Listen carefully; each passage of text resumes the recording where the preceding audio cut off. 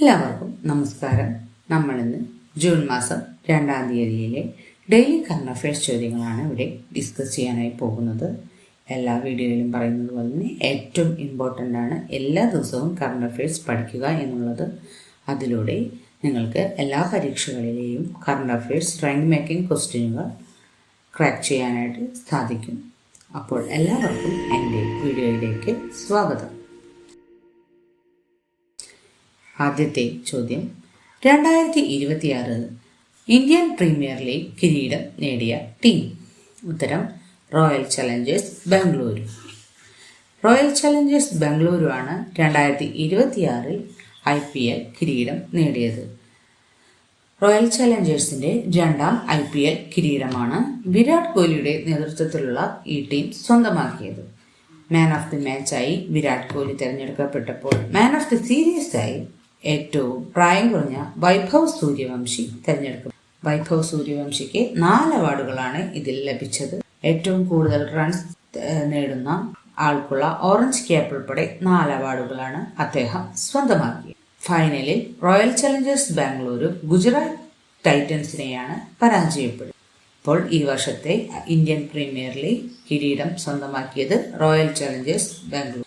അടുത്ത ചോദ്യം, പൗരന്മാർക്ക് സ്വന്തം ഭാഷയിൽ സംസാരിച്ച് പരാതികൾ രജിസ്റ്റർ ചെയ്യാൻ സഹായിക്കുന്നതിനായി department of administrative reforms and public grievance DARPG വകുപ്പും ഭാഷിണിയും സംയുക്തമായി അടുത്തിടെ പുറത്തിറക്കിയ AI അധിഷ്ഠിത വോയിസ് ചാറ്റ് ബോക്സ് ഏത്?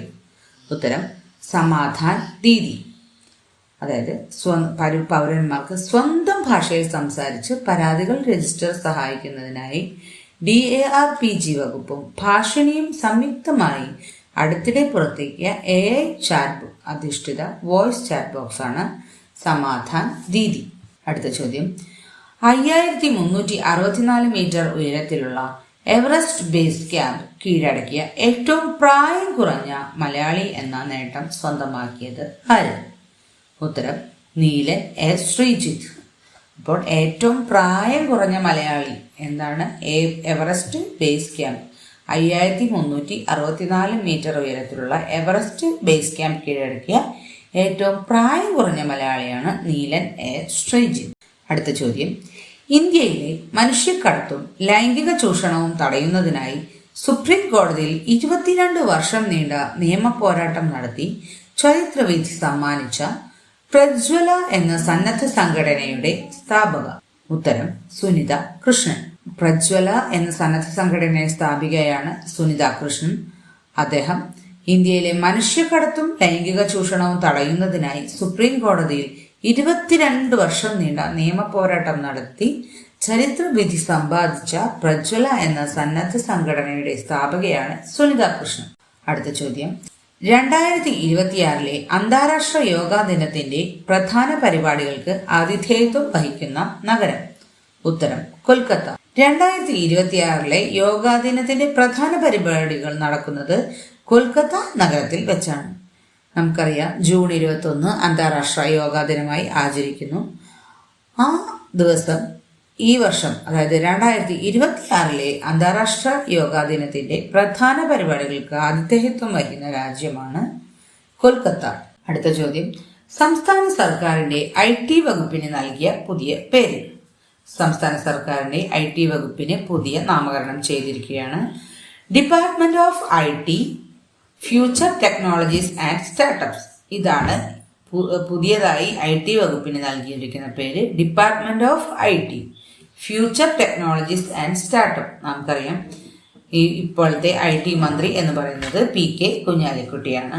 അപ്പോൾ പുതിയ വകുപ്പിന് പേരുമാറ്റം നൽകിയിരിക്കുകയാണ്. ആ പുതിയ പേര് department of IT future technologies and startups.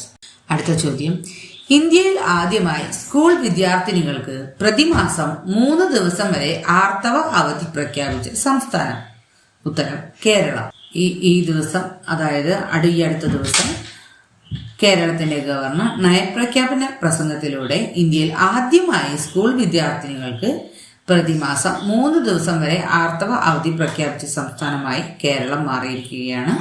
അടുത്ത ചോദ്യം, പ്രഥമ ലോക യോഗാസന ചാമ്പ്യൻഷിപ്പിന്റെ ഭാഗ്യ ചിഹ്നം? ഉത്തരം വീർ. പ്രഥമ ലോക യോഗാസന ചാമ്പ്യൻഷിപ്പിന്റെ ഭാഗ്യചിഹ്നം വീർ. നമുക്കറിയാം പ്രഥമ ലോക യോഗാസന ചാമ്പ്യൻഷിപ്പിന്റെ വേദി എന്ന് പറയുന്നത് ഗുജറാത്തിലെ അഹമ്മദാബാദാണ്. അതിന്റെ ഭാഗ്യചിഹ്നം എന്ന് പറയുന്നത് വീർ.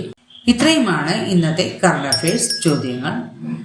എല്ലാവരും കൃത്യമായി എല്ലാ ദിവസത്തെ കറണ്ട് അഫയറും മിസ്സാക്കാതെ പഠിക്കുക. കൃത്യമായി എഴുതി എടുത്ത് കൃത്യമായി പഠിച്ച് അത് ഫോളോ ചെയ്ത് എല്ലാ പരീക്ഷകൾക്കും ഉയർന്ന മാർക്ക് നേടാനും ഉയർന്ന റാങ്ക് നേടാനും ശ്രമിക്കുക. എല്ലാവർക്കും വിജയാശംസകൾ.